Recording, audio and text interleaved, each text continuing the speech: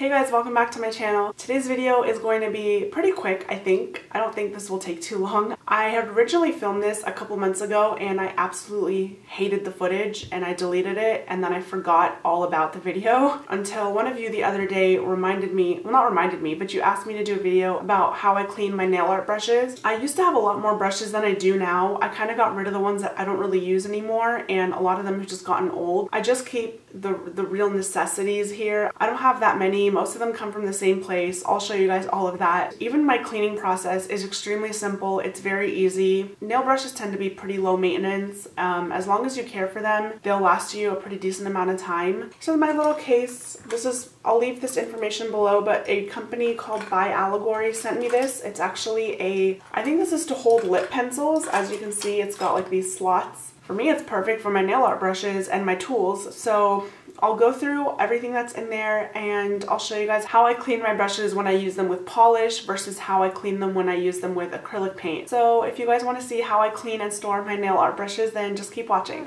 So I'm going to start by showing you guys how I clean brushes that are used with acrylic paint. If you guys have seen me use acrylic paint, you know that I clean my brushes a lot as I go because the paint will dry and build up. As you can see, there is dried up paint on this thing. So this is a cup I have clearly used a whole lot. I know it's kind of dirty, so voila, I have a brand new clean cup to show you guys because people don't really like dirty things. These cups look like this on the side. They just have ridges and I'm going to show you why I use these. The reason that I use cups with ridges like this is because when you take your brush and you dip it into the water, instead of having to swish it back and forth for a while, which as you can see is really not doing anything, I take it against the ridges and I swipe up like this. You don't really want to go up and down like that because it might kind of ruin the bristles a little bit and I don't really want to risk that. So I just take it and just keep wiping it until the paint comes off. And if you notice, there is still some paint on there. So if you take it out and it looks like this, please ignore my dirty fingers. I kind of just take my finger and wipe up like that. I don't like when paint builds up right there.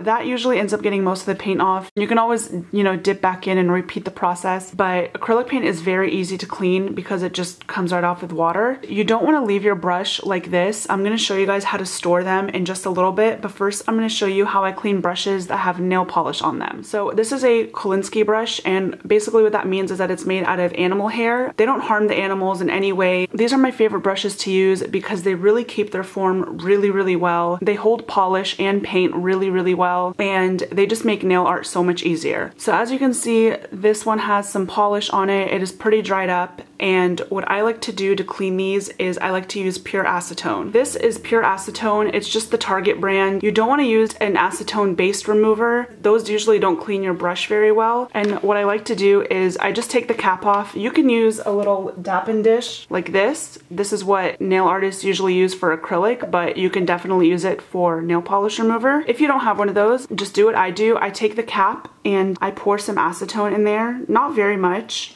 And then I take my brush and I kind of do the same thing as I do with the cups. I take it on these ridges and I swipe up like this. And as you can see, the polish comes off so easily because acetone just dissolves the polish really well. And you're left with pink nail polish remover, but you're going to toss that. You're not going to put it back in your remover bottle. As you can see, this is really easy. There's really not much of a science to this. But what I like to do with polishes that I clean with acetone is I give them a dip in water, usually before I store them. I just swirl it around in some water. This is just something that makes me feel more comfortable about my brushes. And then I'll dry it off with a napkin and then I'll move on to the next step. I'm going to show you guys the brush that I rinsed off with water. See, when I started, it was really thin because this is a striping brush. It does not look like a striping brush. The bristles have flared out a lot. So in order to avoid this, because the next time you use your brush, you want it to hold the same form as when you use it so that you can just make sure that it's going to last as long as possible and it's going to be as effective as you need it to be. I take some cuticle oil. You can use any oil you want, but I usually have a bottle of this laying around. So I just open it up and usually there's some built up around the nozzle right here.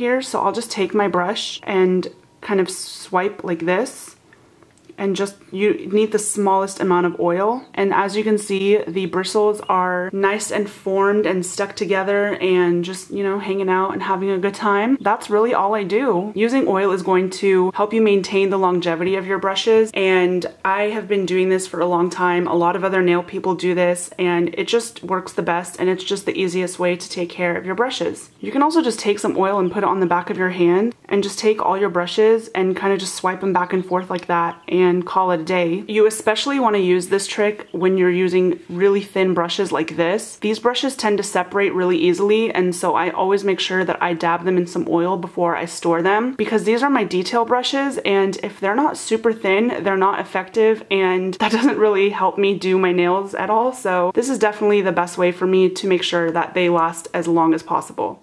So right here I have my striping brushes.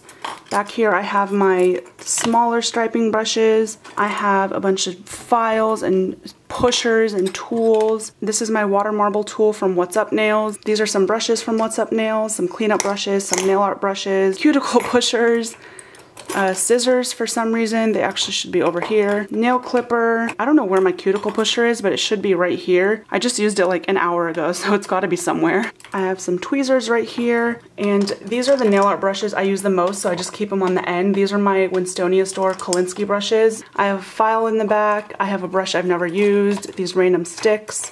This is what I use to remove polish when I water marble, and I have some dotting tools. My collection's not that exciting, but I wanted to show you guys that you don't need anything fancy. This is just a lipstick holder. You can find them usually at HomeGoods, TJ Maxx, stores like that, and I'll link one to By Allegory because they're the ones who sent me this. Yeah, that's it for this video. I really hope that you enjoyed it. Again, it's pretty quick, pretty easy, pretty simple for stuff like this where it's just basic nail care and basic cleaning and that kind of thing.